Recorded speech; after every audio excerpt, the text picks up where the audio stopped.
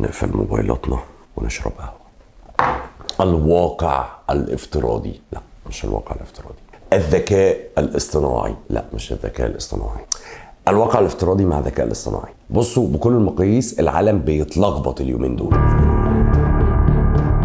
الذكاء الاصطناعي الذكاء الاصطناعي AI. هنتكلم كتير عنه الفترة اللي جاية. كلنا شفنا نظارة ابل الجديدة.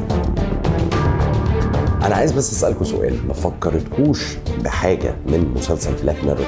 هل الكام شهر اللي احنا عايشين فيهم دول مع التطور الفظيع للاي اي مش فاكرين حاجة من المسلسل ده؟ عموما لو ما اتفرجتوش على مسلسل بلاك ميرور اتفرجوا عليه، لأن شكلها كده المسلسل ده حقيقي. المفروض ان هو كان معمول كده خيال علمي، بس الواقع ان احنا بدأنا نعيش جوه الخيال العلمي.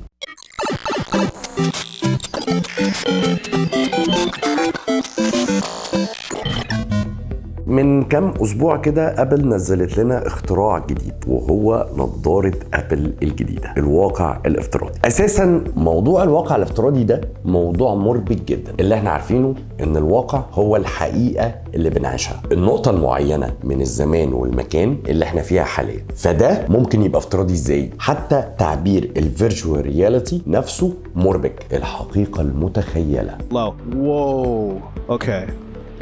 Should I go for it, guys? I'm gonna go for it.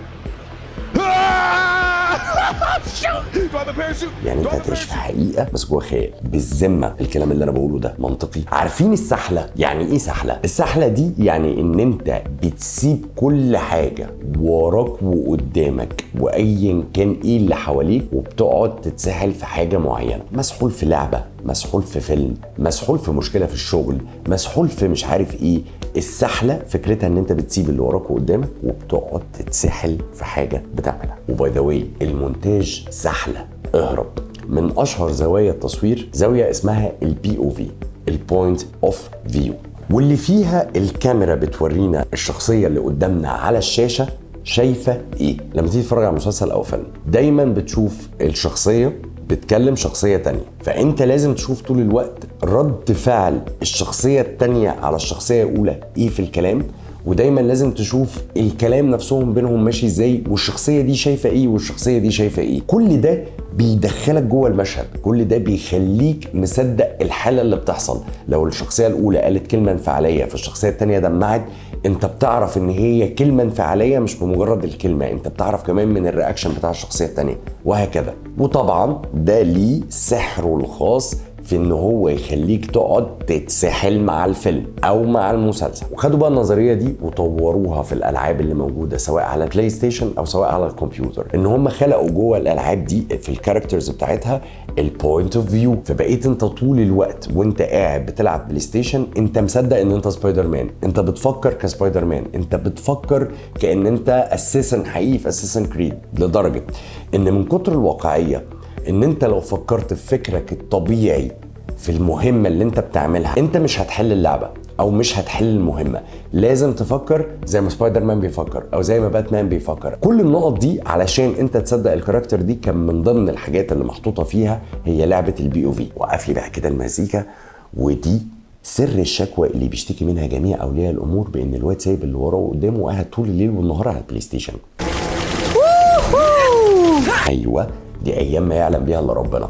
الالعاب بقت حقيقيه جدا لدرجه ان انت عايز تهرب من حقيقتك وتروح تعيش جوه اللعبه دي وتنمو جوه اللعبه دي وتكبر الكاركتر بتاعك وتقويه وتخليه معاه فلوس وتجيب له مش عارف ايه وتجيب له مش عارف ايه.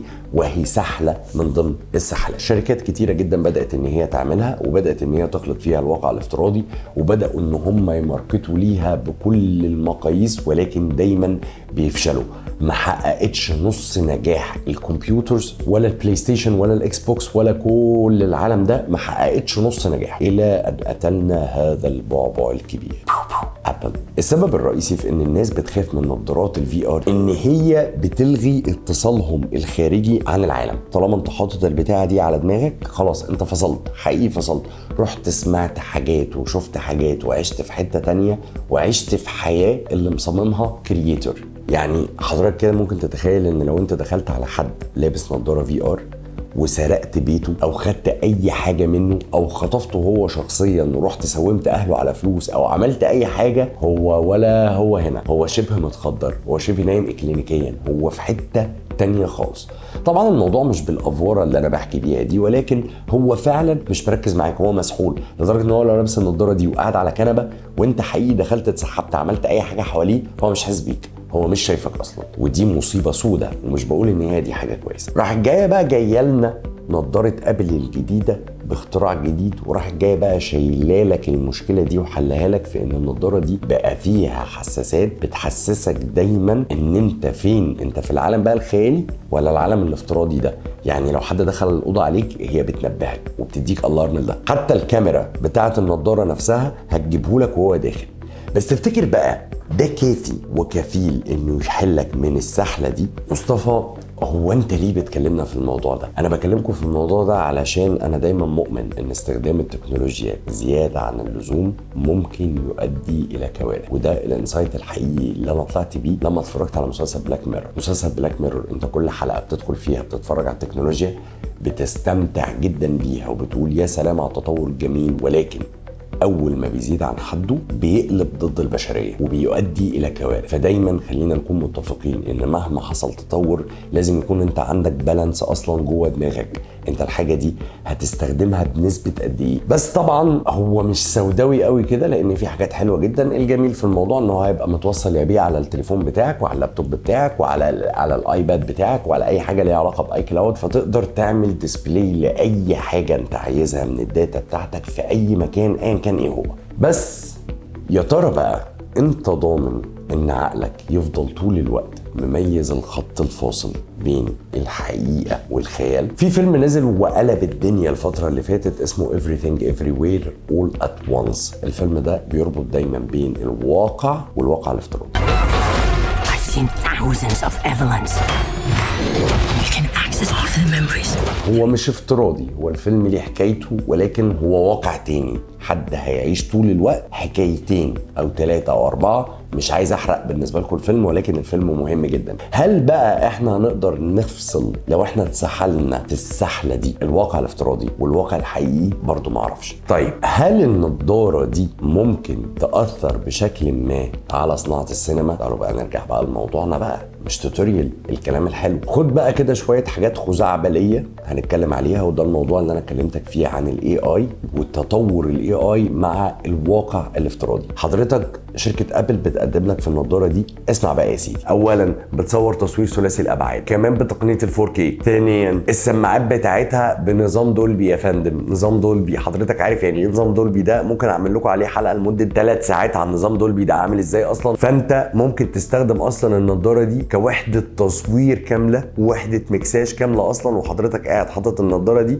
وقاعد عامل كده عمال بس تديها اوردرز. كلام كبير قوي. وطبعا كل الاستخدامات اللي انا بكلمك فيها دي كفيل بان يخلي سعرها مناسب جدا بالنسبه لناس كتير، لان هي هتغنيهم عن حاجات كتيره جدا. ممكن تكون بالنسبه لك دلوقتي غاليه، بس تاكد ان في يوزرز كتير بالنسبه لهم سعر لطيف جدا، لان هي هتحقق لهم معادلات معينه. ممكن بالنسبه لي لو انا قابل للكونسبت اصلا تبقى حاجه حلوه بالنسبه لي، لان انا ممكن استخدمها في المونتاج، انا ممكن استخدمها في المكساج، انا ممكن استخدمها في ان انا اشوف الاعلان اللي انا عملته ده الصوت بقى بتاعه طالع دولبي مظبوط ولا لا، بدل ما انا ادخل اصلا عند مهندس الصوت واتاكد ما هي فيها الفيتشرز، هي تقدر تعمل ده اصلا. ده بالنسبه للصناعه نفسها. اما بقى بالنسبه للفرجه، فصناع السينما نفسهم اخترعوا لنا حاجه اسمها سينما، اوضه مظلمه ببروجيكتور مليانه سماعات، كل ده معمول علشان يدخلك جوه المود اكتر واكتر. يقول لك في فرق بين سينمات اي ماكس، وده مش عارف نازل 7D